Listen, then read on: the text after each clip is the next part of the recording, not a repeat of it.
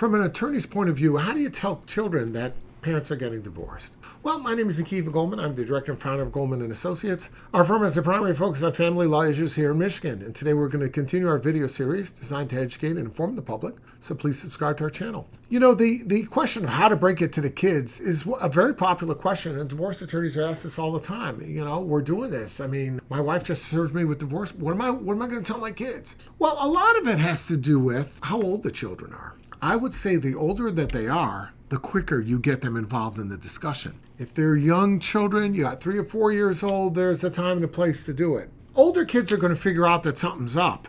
They're going to figure out that all of a sudden they're being platooned.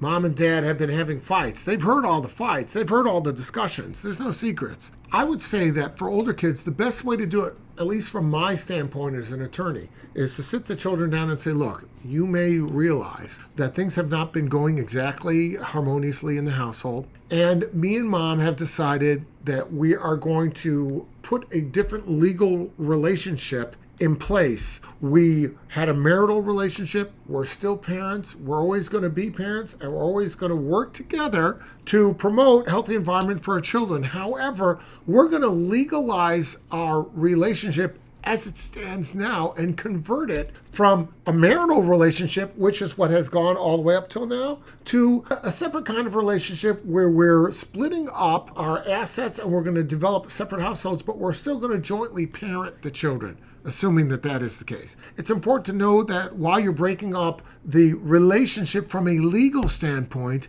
you're still both parents, you still care about the kids, and every effort is going to be made to seamlessly transition them into this new relationship. You've got to let your kids know that, yes, there are going to be differences, but there are always differences in life. Sometimes differences occur in different ways. The family stays together, but they relocate to Oregon. Well, there's differences there too. Here, at least, it's a situation where the kids are still going to go to the same school, still going to have, you know, the same friends. The only difference is that we're, instead of parenting at the same time, we're going to parent in tandem, one before the other, and then flip it around the other before, and that's how we're going to do it. So it won't be both at the same time. You could break down the relationship in that way, and it becomes easier for the kids to understand, and they're going to know. They're going to say, you know, you'll tell them, look, you know how when it's time to go to the doctor, usually mom takes you. When it's time to go to sporting events, usually I take you. We're still going to do it.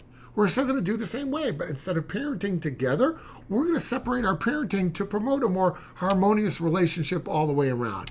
In the long run, we feel the family will actually benefit from that kind of relationship than a relationship where there's a lot of unrest. That's, from a lawyer's standpoint, how I would put it, particularly to older children.